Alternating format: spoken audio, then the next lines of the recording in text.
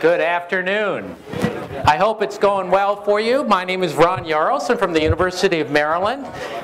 And we're going to talk about the 10 lessons, at least I have learned, teaching mobile journalism.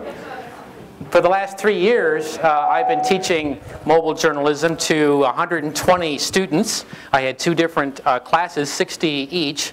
And I deliberately teach it to non-journalism majors because I'm really interested in how the general non-journalism majors out there will seek, select, and share information. But then I also teach a Saturday certificate course for returning professionals at Maryland. And so I'm going to show you some of the work from both of those courses. But it is, of course, the 10 top reasons why you might want to pay attention to things that I learned teaching mobile journalism. Now, I'm not going to be as funny as him, but the latest and greatest that I can show with number 10 being our first issue is to be prepared for more major changes in mobile.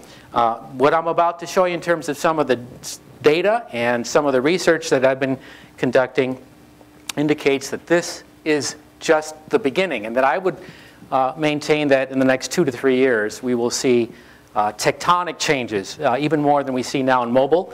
And I personally believe a lot of news organizations aren't quite prepared for what's coming. But in terms of we've come a long way, and we are going to continue to change, where today, of course, we already know that 85% of Americans have cell phones, either a smartphone or a feature phone. And just this past week, if you had catch this news, it was that Facebook mobile users had surpassed the desktop users for the first time in accessing Facebook. So right there, that's the first indication, at least in the social network world, that the mobile devices are already king. As I said, 85% of American adults own a cell phone. This is, according to Pew Research, as of 90 days ago, what the national breakout is of the smartphone versus the standard. So it's almost halfway there. Out of 2,254 users that Pew also surveyed nationally last November, about 67 say they check the phone all the time, even when it's not ringing or buzzing or prompting them to check for information. 44 sleep with or near their phone.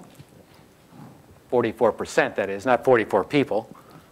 And that 11 say, it's interesting, 11%, only 11 said that they really do feel like they spend too much time on their phone. And if those of you who teach in classrooms, and you know that the students, it's ubiquitous technology, and it's just, they're insatiable in terms of the needs to check the phone, it does surprise me, I don't know if it surprises you, that only 11% would admit that. But here is what's coming. According to Cisco, the world's largest producer of architecture that's related to the cell phone network, if you looked at 2012's capacity of the mobile traffic on the internet, you would see about that much. And visually, only by 2017, that's how much traffic is projected to be on the internet that we are now even trying to connect in this room. As you know, when we get even, how many, 65 people in here, that it's almost dead. The more traffic, the more users, the slower the speeds. And that's why Cisco is so interested in this. Now, 66% of it will be mobile video alone, according to the projections. We're only talking 4 years. And the thing about the video is that it doesn't necessarily mean that there'll be more people shooting and sharing video. It means, of course, as you know, if you deal with video, that the video data set is a hog. It actually relates to taking more bandwidth and more of the network to transmit 1 minute of video than it does 1 minute of audio, or of course a text. Text messages are instantaneous. Did you have your hand up? I'm just wondering, 66% over there, how do they measure it? Is it like the bandwidth, is the traffic, is the page view, is the users? Yeah, it's a projection that out of the entire traffic worldwide, that in 4 years, 66% of that will be video. And what happened is that earlier in the program here, I had a slide where you could get the resources for all of these links, and because of the bandwidth and because of a slow internet speed, we didn't get to it. But I will give that to you at the end of this presentation, so you can just send me an email, and you're going to get auto reply of all the things in terms of slides and the link to that Cisco study. Any other questions?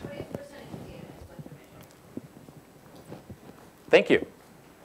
Yeah, and only 25% of that. Just to show you, again, there's definitely more users, obviously, on the web. It's just that it takes a lot less data and a lot less bandwidth to transmit that information compared to mobile video. So that's number 10. Be prepared for that. And that's what I try to tell the students, that today, you think perhaps what you're doing today is representative of what the mobile world will look like 2-3 years from now, and the data suggests that it won't be. Number 9. Learn the skills, but think out of the box.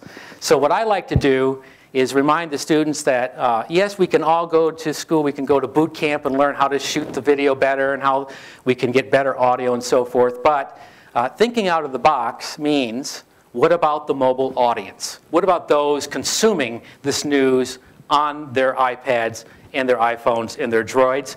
Very little work has been done in that. And it's something that I have been probing, and I'm going to share that with you shortly, but it certainly is a totally different audience. And the packaging of the information, at least according to the research, suggests it really does need to be radically different. So you think out of the box. Margaret Talif, she's already thinking out of the box. She took the Saturday course of mobile journalism. I'm going to have audio, guys, coming up in a minute. And she's the White House correspondent for Bloomberg News now. And she really, of course, is into mobile journalism. And so almost live, Margaret, can you please tell us what mobile journalism means to the White House? When you're in the White House press corps, Ron, everything is mobile journalism because you're traveling around all the time, whether it's in town or around the country or out of the country. Everybody's got a BlackBerry or an iPhone. Many of us have both. Many people have iPads as well. All of us have laptops. The laptops either have MiFi devices with them or they have an air card. Some of us even still carry cables in case we need to plug them in for, you know, a wired line. And so you're literally juggling like thousands of dollars of equipment. You're taking video and pictures on your iPhone, obviously, is better than your BlackBerry for that. Posting it, tweeting it, putting it on blogs, posting it on Facebook. You're sending it around to producers so that your stories will get buzz on other people's shows. So in that sense, it's everywhere. But for some people, more than others, it's a little bit more sophisticated. You've got reporters experimenting with sort of multimedia packages to the extent that they can, and that's pretty neat. Yeah, let me interrupt you there, Margaret. Thank you. Just hold it. Just hold it until I get to the next slide.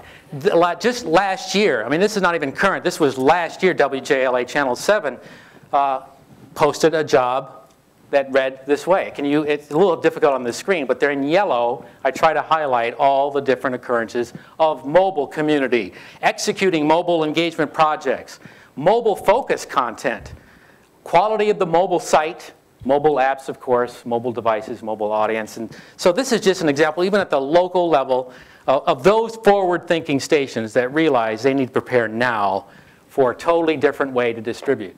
Even Channel 9, also in Washington, D.C., the local station is and has aired iPhone video. In terms of mobile reporting, as with the phone, some stories we have done that. For example, Missoni line of clothing at Target, the ladies would know this, first came out. There were huge lines. All the Missoni products were sold out. And so our reporter went into the Target store with her iPhone and taped and recorded interviews and shots with her iPhone video and used it on air. Okay, so there used to be just a couple of years ago that argument that it's just poor video. And the counter-argument now is it's just not only better, it's going to continue to get better. And so definitely the professional videographers out there with the wonderful cameras still are superior. It still is the best. It's the easiest to use. No question about that. I'm not trying to downgrade that. I'm just trying to make the point to students, which is, again, for them to think out of the box, is that the video is only going to get better.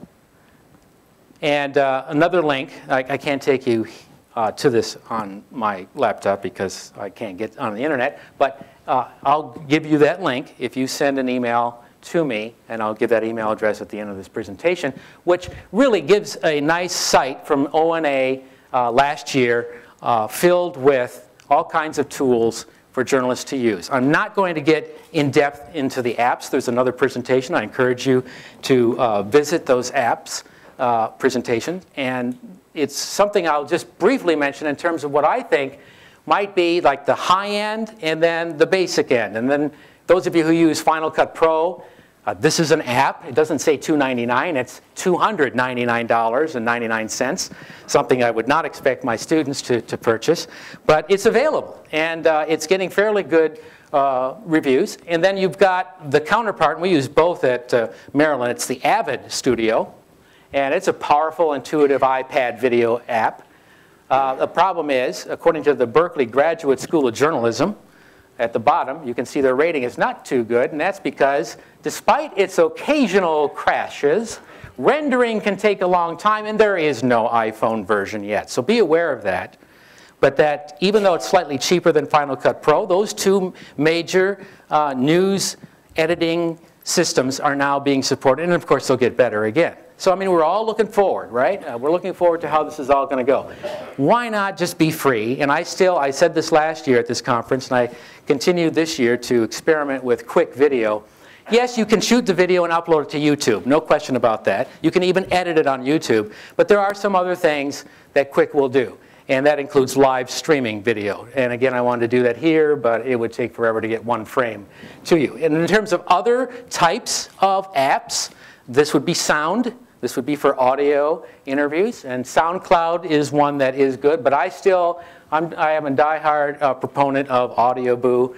Again, it continues to improve. It does support a lot more phones.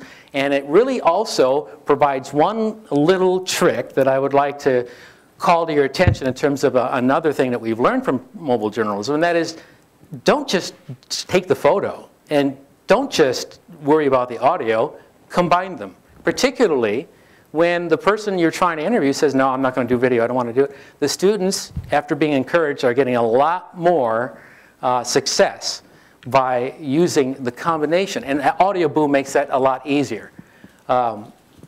In terms of radio, of course, unlike what Margaret was talking about, of all these wires and everything for television, Neil Augenstein, who works for arguably the most listened to news radio station in the nation, at least according to them, WTOP, this is basically what his collection is. And Neil, what do you use? Start. Neil, you're on. Phones and cables and a video camera and a still camera. Now I can do it all on one iPhone or an iPad. It has really cut. Okay, it really has cut. It cut his time drastically, and he said that this was the most monumental, in the last couple of years, the most monumental change he has seen in the 15 years that he's been at WTOP Radio. So he's one of the few in radio that is now just totally devoted to the iPhone and to the audio and the high quality audio that it produces. So that brings us to number 8, and I said think photos with audio. And of course I know what your students are going to say. I mean, come on, we shoot all kinds of photos and audio, that's so 2003. But if you take a look at AudioBoo, you record your interview, and then it will ask you, just take a picture and you can combine it. In fact, this is a sample of what it looks like. This was a mobile journalism student who, on spring break, God forbid I actually signed a story over spring break. He went down to Charleston, South Carolina, and this gentleman who owns a bar down there talking about the economic conditions did not want to be interviewed on video. So David used AudioBoo. That's what it looks like, that little blue box. And you can see who's talking. So as basic as it sounds, that's not something that students really think about, that you can marry those two for a pretty cool post on a website. Any questions up to this point? I have one. Yes? When you're talking about mobile, are you defining that as phone or also iPad? Both. And then the one woman was talking earlier even said laptops, and she sounded like she's including laptops in the mobile. I'm just wondering where I draw the line at laptops. They don't, you know, laptops are going to be probably, they are replacing already desktops, and they're still different than that thing that you carry in your pocket. And I personally differentiate the handheld devices from the laptop. Next. The iPad is in there, especially the mini. Next. Yes. We just, at South Florida, we just started implementing last semester in the first multimedia journalism course, implementing shooting everything on cell phones. What sort of negative feedback did you initially get when incorporating any of that into curriculum, and what sort of suggestions, advice can you give to not combat that negative reaction, but Right. to encourage or show that Right. through Gannett and several other companies that are encouraging that, to emphasize that for the students, to say this is a realistic Right. venture you're going to get into. Do you own a bulletproof vest that you could wear to the faculty meetings? I mean, in Maryland, they support it, and there's a lot of freedom, but I know what you're saying. There are a lot of places that are saying, why do we need to do this? We're only encouraging the kids to play with their toys, so to speak. But I think if you look at the data, and you look at the industry, and you talk to the industry leaders, they have already you know, admitted that this is where they need to be, and jobs that the students are going to have to compete for in the next 3 or 4 years, obviously will have that mobile component, and especially at television stations. So that's the argument there. I don't know what you mean by feedback. You mean from the students? I mean, surprisingly, a lot of the negative reaction was from the students. Okay. I wonder why. I guess they had an expectation of coming in and having cameras and Oh. traditional standard cameras. Oh, So there I was a see. negative correlation from them on I see. having to use their cell phones for Right. coursework. That's why I call it mobile journalism, and they know it's going to be mobile from the moment they walk into the classroom. But I could see, you know, I don't know what to tell you on that, if they expect some of the other hardware. Yes, Jack. Take the audio and quick video and embed them into blogs as well as put them up on YouTube. Yes, yeah, that's what David did. He actually combined those two quickly. That's the point. Quickly. Yes. Next. I just wondered, is this point 8? I lost track. Point 8.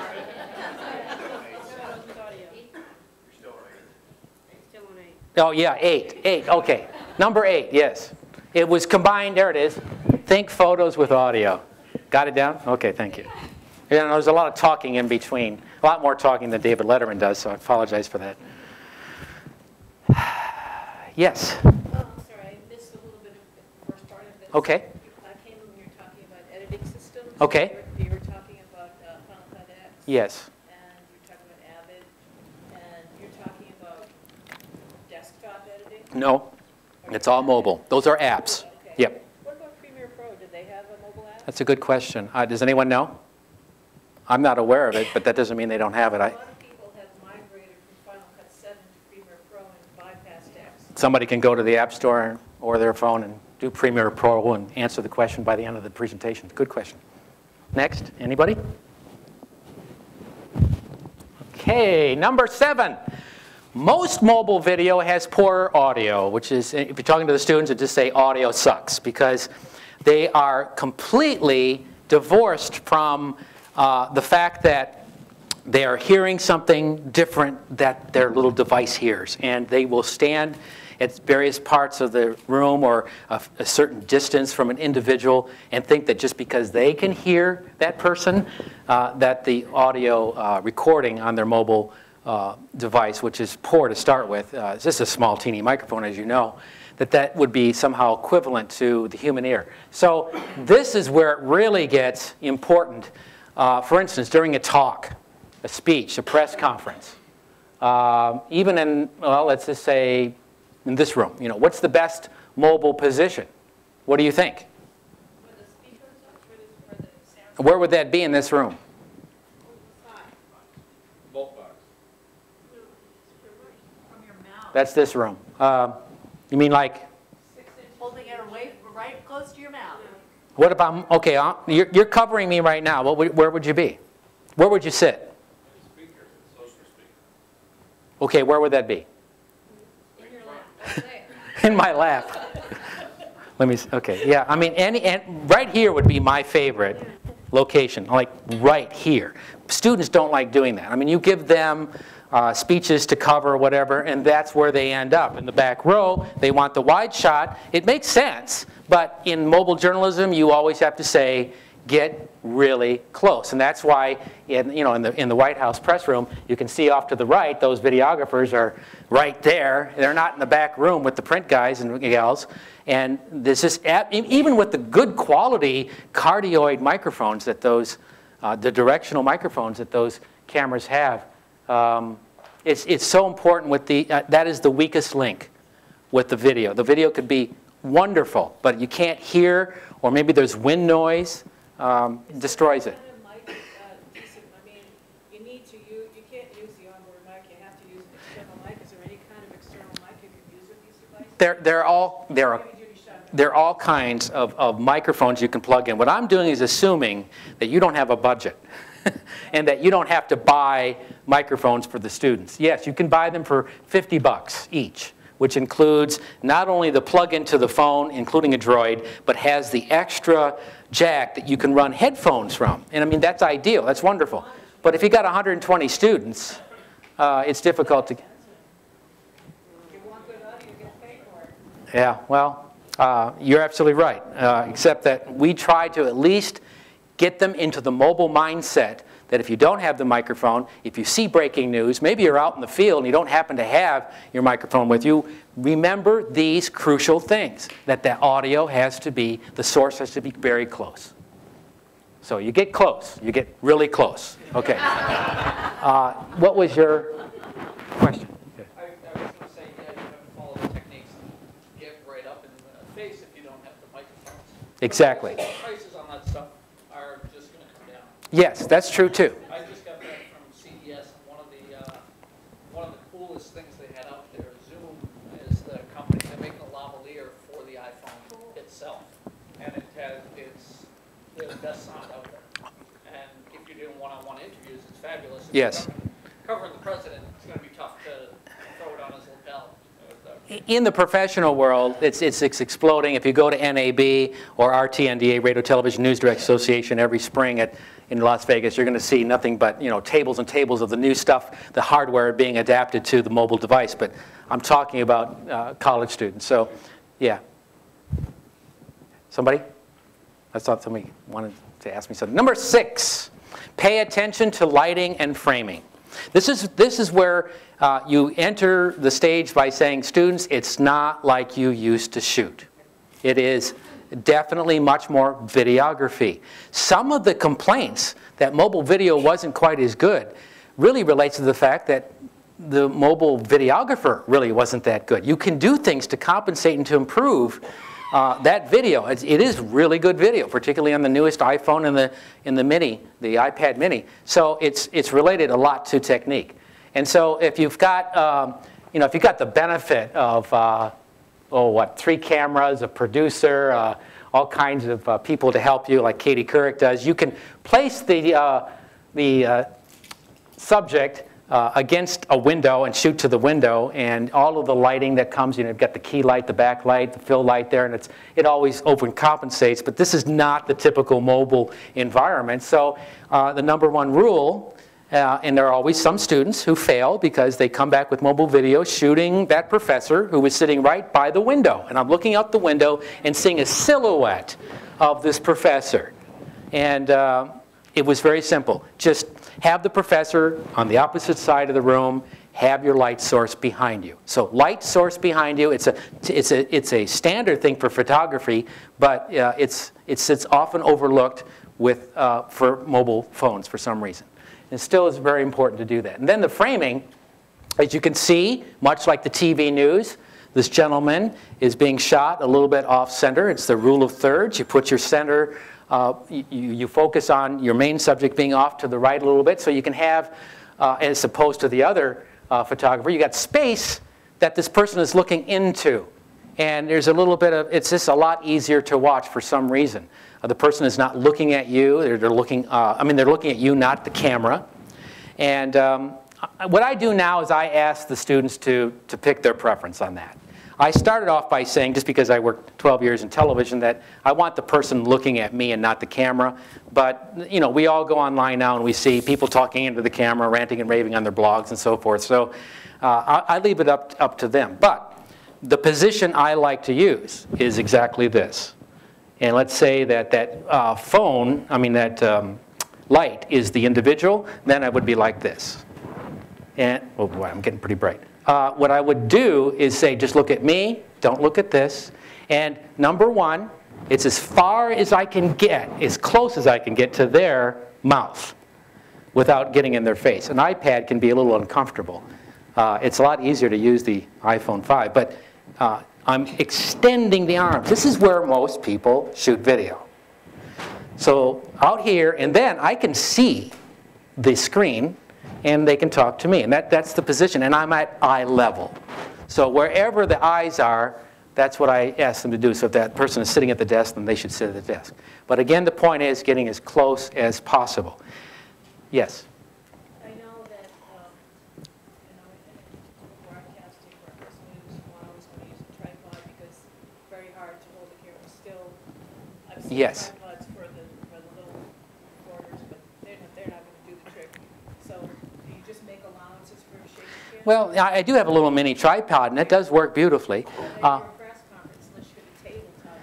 Right. You could put it on the top of your laptop. You could put it on books. You could put it, you know, if you're holding with two hands, that is a lot better than one, that's for sure. But I mean, all of you can try it right now. Try to get the steadiest shot you can with this phone. It's going to look like 2 beers, 3 beers. I mean, you're shaking. So it's not perfect, and you just have to practice. We'll get to that pretty soon. Here, and the next one. It might be the next one. Let me see. Number 5. Oh, yeah. Okay, how would you shoot video right now? You bring out your phone, and I want you to pretend that you're streaming live me here, and I want to see you hold your phone. Do it.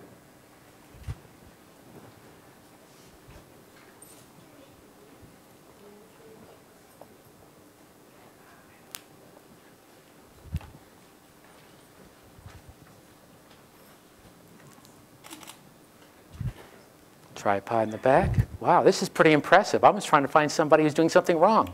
The vertical thing? This is cool. Yeah. Because you were demonstrating, you know, so. Okay. Oh, I gave it away? No, you already knew this stuff. Now, you don't want to do that. That's your typical, that's what everyone does who's not in mobile journalism as a student. Of course, you already know this. Yeah.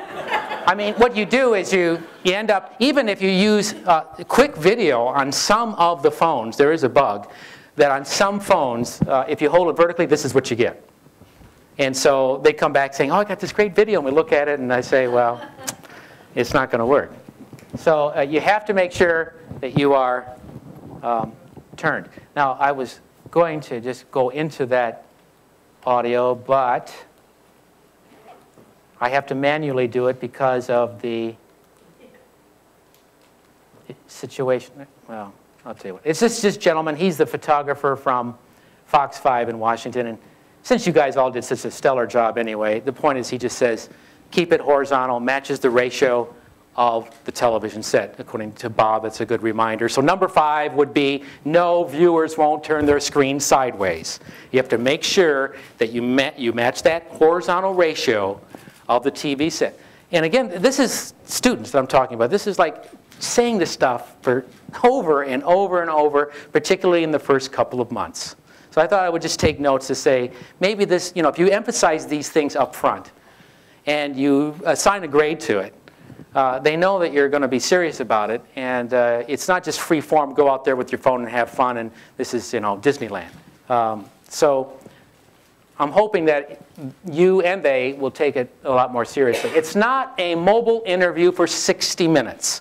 And the students, of course, those of you who know that students who go out and interview tend to over-prepare.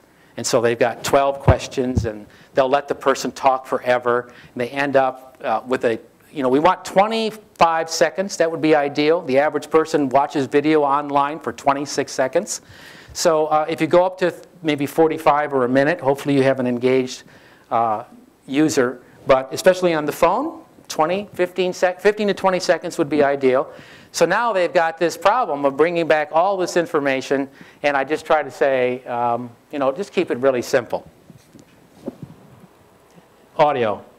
From our interviews is that you need to have a really focused question for your interviewer, because they seem to get really excited when the camera's in front of them, and they tend to talk about everything that has anything to do with your topic, even though if it has nothing, you know, it's not really answering your question. So you just have to make sure that you really have a focused question so that they really just only answer that and not give you tons of general details about something else. So I tell the students, develop the story and have 2 to 3 questions. 2 to 3 key questions. If something, you know, if you hear some breaking news, follow it up. But otherwise, don't take a whole book of questions and don't expect to spend a half an hour. And keep it very focused. This was an iPad. I have one class that gets iPads and another gets the iPod Touch if they don't already have an iPhone or a Droid. And then there is a custom app for the class itself, which I'm not going to get into here, but if you want more information, you can download it. It's free. It's called Info 3.0. And so these types of lessons were exemplified by these follow-up interviews with the students. So how do we deal with people, interviewees, who talk too long? How do you cut them off? If you don't want to edit, and let's face it, if you're in mobile journalism, while it would be ideal, and it is sometimes possible to edit your video, there are times when you simply want to have that sound bite ready to go, upload, be first. Because if you're not, maybe another station will. How can you begin a strategy that would, what I call in-device editing, on the fly? What would be some of the techniques you could use? Anybody?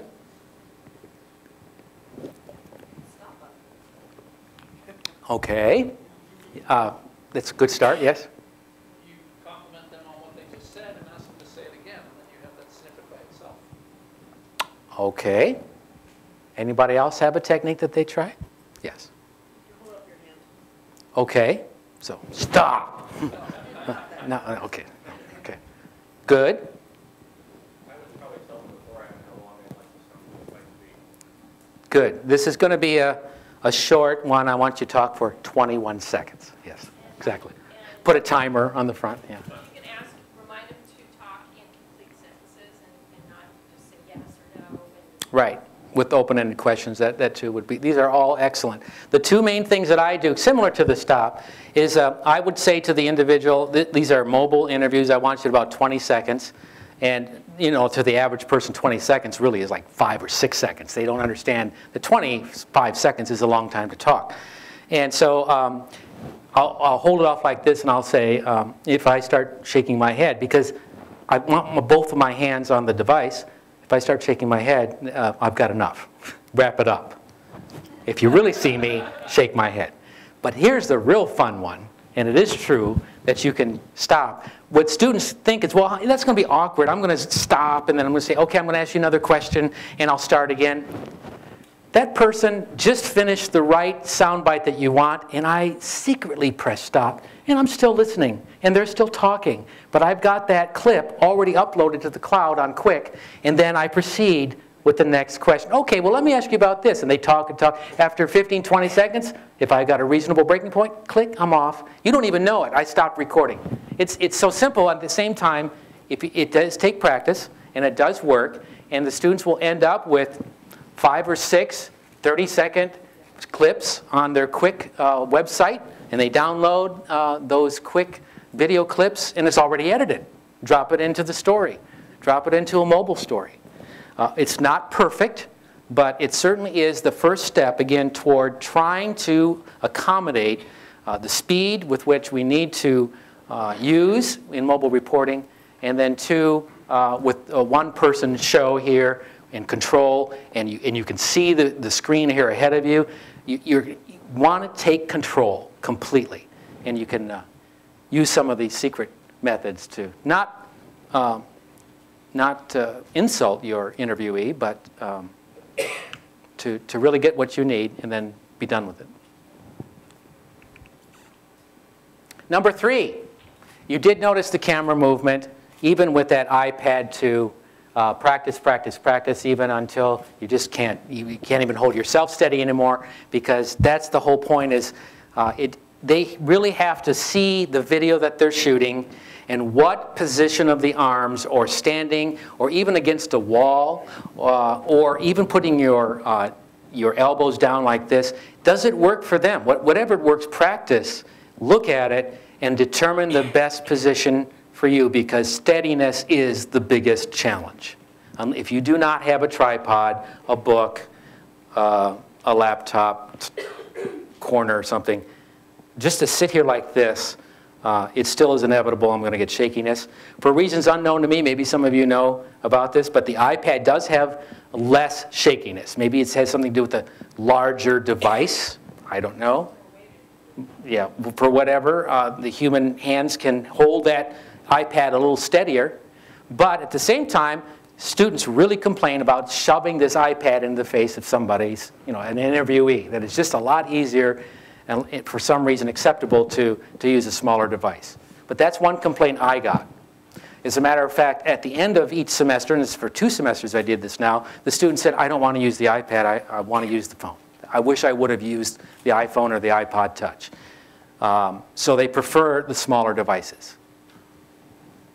At least those that I teach. Yes? Ron, are there any That's what you wanted? anything like that that helps with study? Exactly, and I think we have a vendor in here also, right? Yeah, I mean, I'm just picking a couple. I don't mean we have vendors as well that can help you, that are here at the show. That all these types of gizmos, if you can afford them. I mean, the hottest thing right now would be to use these types of things, but they're not cheap. You got a $300 Scuto Z Grip for the iPhone. I have the $69 one. That seems to work pretty well, and it's odd because it's just a handle with a metal stick that envelops the iPhone. But the handle, for whatever reason, just does give you that stability. It's a lot better. There you are, right? Yeah, there you are. Yeah, you were using it. And what is the name of your product? Well, I represent Vericorder Technology out of Canada, but we have a relationship with some of the vendors. Some of you might remember the Ollie is now called the M, which is manufactured by Action Line. Thank you. And now back to our show. But see him, because I mean, he does great stuff. And then number 2, a live event is not the same as classroom practice. This is where we get from the boot camp to the journalism.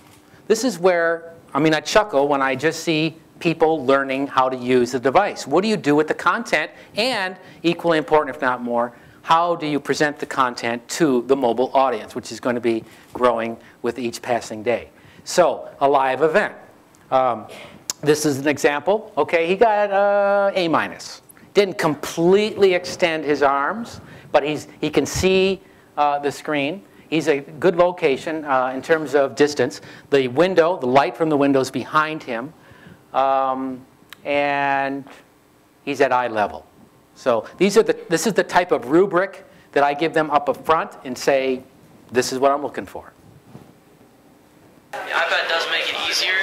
I think it does take practice though and some time to get used to the idea that you're actually holding a device while you're interviewing, and especially for the interviewer to get used to asking questions beforehand as opposed to recording and asking at the same time and having a face-to-face conversation. The only downside I have about one of the suggestions about asking them to repeat is, yes, they could perhaps revise their question to be shorter, but sometimes some people sound rehearsed, and that's the only thing that I have a little problem with. But other than that, that's the point of the gentleman to practice asking the questions and even have a little chat with that person before you turn on the device. So at Maryland, we have a thing called Maryland Day, and it's every April, and every department on campus is open to the public. It's a wonderful opportunity for me to say to all the students, take your iPhones, take your iPads, do interviews, look at demonstrations at various departments, send them back, tweet, and then the Saturday course, which is the certificate course for the returning professionals, at least this past year, they were manning the mobile newsroom, looking at the tweets, which would be 635 in 2 hours, 244 photos that came in from the students, 87 videos, and 84 audio interviews, and then they pushed the best content onto the university, which posted it, to the world and shared it with the local media. So the live event, whatever it is that you could possibly find, would be a wonderful follow-up assignment. Now, this is technology. Of course, there's always going to be something that happens and you don't expect it, and it's technology. And you have to tell people that they're going to fail if they allow that wind to get a hold of their iPhone. There's wind noise that you would get. And so you could put a little styrofoam, foam around the iPhone. You could put a sock. It's always fun to, the interviewee is being interviewed by a sock. But it would, if you're outside, it's a windy day, that wind is going to be a possible problem there. What do you think Putin is saying there? Really? Yeah. Yes? We know what George is saying. Okay, yes. I have a question. The student who was shooting the assignment, and you made a point of saying that his arm was fully extended. I don't necessarily agree with you. Okay. I'm also wondering, though, what I'm not hearing you say that I do like, I'm not hearing you say use the Zoom on the iPhone. Well, there are certain apps that don't offer that. That once you're in the app itself, that would be a feature. Quick. Okay. Yeah. So. And this, just to clarify again, the extended arms is assuming you don't have a microphone. It gets your device as close as possible to the mouth. So I'm thinking audio again. Yeah. That's the reason for that. But the Zoom, if it's available. The problem with the Zoom, I think it's an idea, but my response to you is that the Zoom even accentuates any movement of your arms. And that it's going to look even shakier. Lessens the quality. Yeah. It's a digital Zoom rather than an optical Zoom, so it's Okay. 10 times worse. Okay. I don't get to that level with the students, but that's a good thing to know that if you were to use the Zoom, it will change the quality. It does tend, now if you've got a tripod and you want to zoom in and you got a steady, and you have to zoom in to see the thing. Maybe there is a police officer beating a student on the street 2 blocks away, and if you have a Zoom capability, you want to be able to capture that. So it depends on the situation, but in general, I think it would not be yes. Does Maryland supply the students with the iPhone? If they don't have a smartphone, they get an iPod Touch. They don't get a phone. And can you also accommodate students who do not have iPhones and want to use a phone other than an iPhone? It has to be a smartphone, okay. And it has to, when you go on Audio Boo and Quick, you'll see all of the phones they support. It's a lot. As long as it's a smartphone with web access, I'm not finding any problems there. As a matter of fact, I have 100 iPod Touches, and so far I'm now lending 4 or 5 a semester. They don't even need them.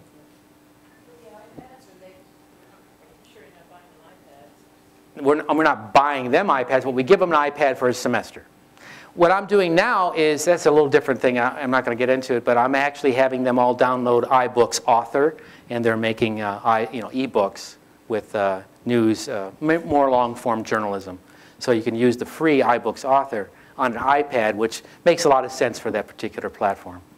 Okay, so how easy is this video assignment? Well, after the practice in class, to the left was easy, to the right was difficult. Sure, this was easy, no sweat. And then after that field project of live, there definitely was a decrease in the perceived easiness, some more difficult. It was the same exercise, the same device, the same techniques, but it was just that pressure of being out in the field, and that they knew that all of their content coming back would be viewed and would be edited by those students back at the master control. So I just want to emphasize that I think this is an important aspect of mobile journalism. Not only the production, but knowing how it should be produced, which I'm going to talk about in just a few seconds and wrap it up, and then definitely to give them that live experience. I see a big difference and a lot of learning and a lot of good feedback from students if I can get them to a particular event. So the last one is, it's not just production, it's assembly of the content. And this is pretty much a lot of my research in terms of how, again, users, different types of users, engage with information on different types of platforms. And so here is an example, which was just really well shot. I'm about to lose my battery here. Uh-oh.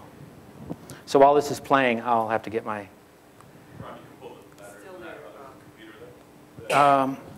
I don't think it's the right, this is the air. Okay. I bet it isn't.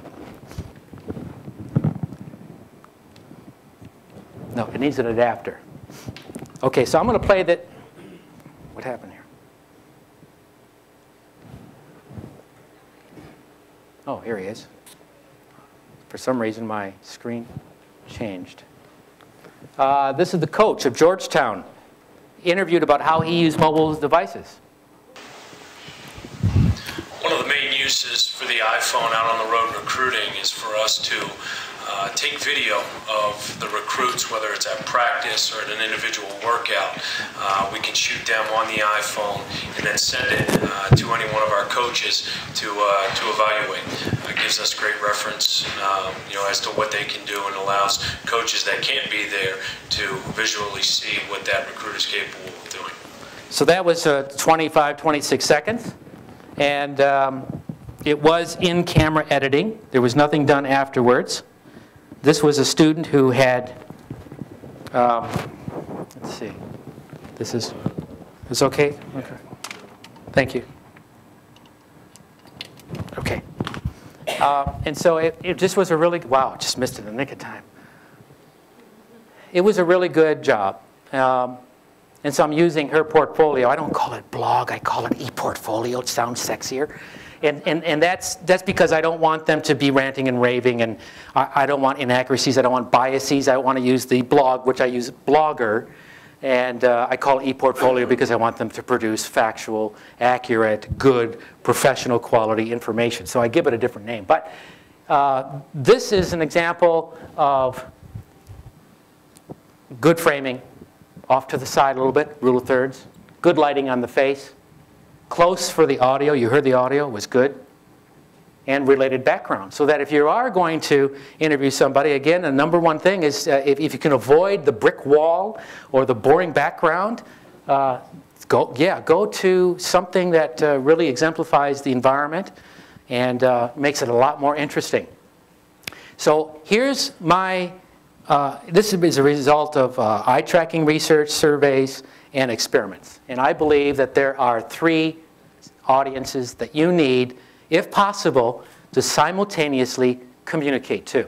Number 1, the casual browsers. You all go online sometime. You're just looking for information, especially if it's news.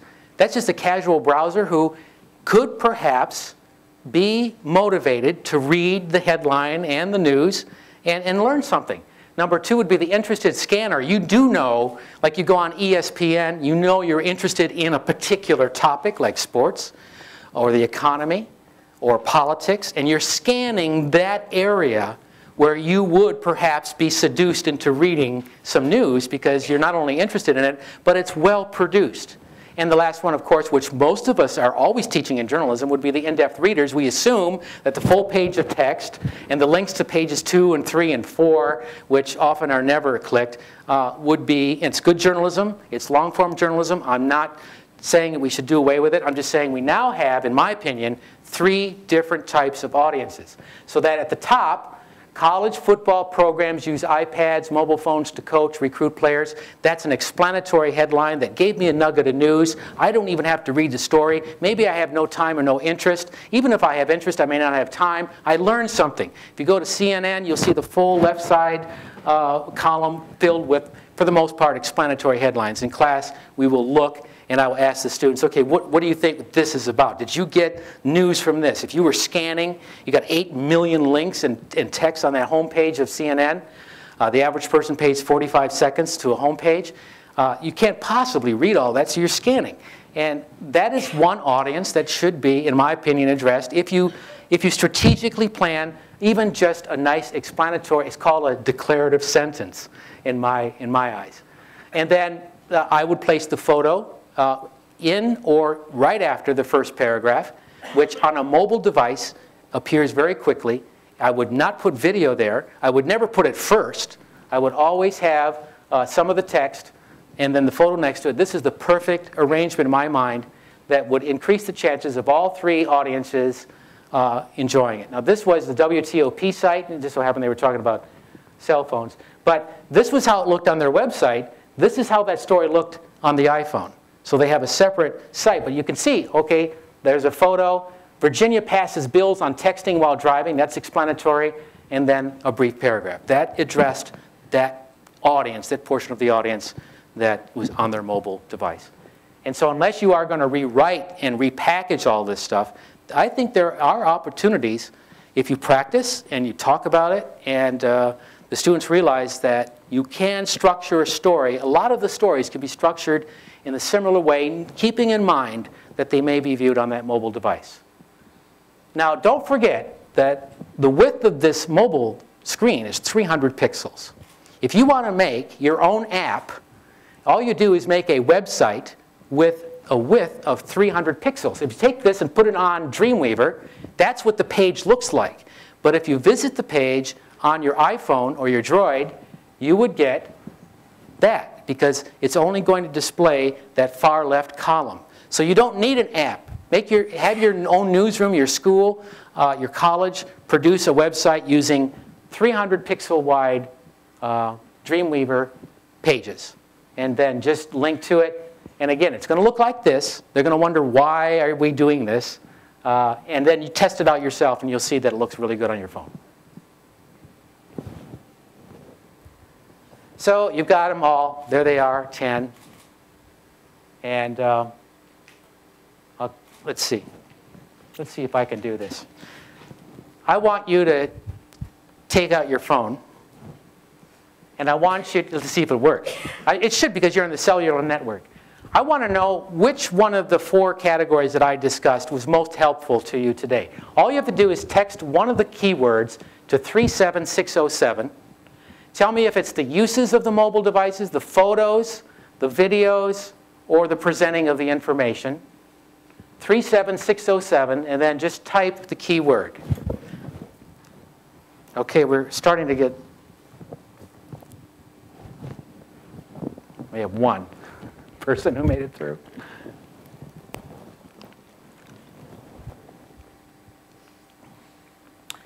OK, we got 2 on the uses. All right, I shouldn't be showing this because you might be primed. But in the meantime, I want to thank you very much for being an excellent audience, providing the excellent suggestions. And if you would like an automatic email that included a lot of the links and resources, you need to send it to Prof Yaros, PROFYAROS, @me.com. It's reserved specifically for student email, so when they send something, it gets a priority, and it's not mixing with my other. Oh, look at this. We've got everyone's coming in now. So we've got 10 people here voted for presenting. So mainly videos. OK. I mean, it's good for me to know when I talk with this particular speech, what is it that's most useful now? I guess we can throw out photos. Your email one more time, please. The what? Your email address. Yes, Prof Yaros, one word, PROFYAROS, @me. Doesn't matter. Just send me an email, subject or not, and you should get a response shortly. But we've got web issues here, so it might be, in March. You will get a response sooner or later. The only time you would not get a response is if you have that junk mail filter taking my response and putting it into the junk mail. But that would be some of the links, and that's certainly my Twitter. Prof Yaros is also my Twitter. R Yaros is the research Twitter. So I got 2 different things going on. So thank you very much for this. Yes.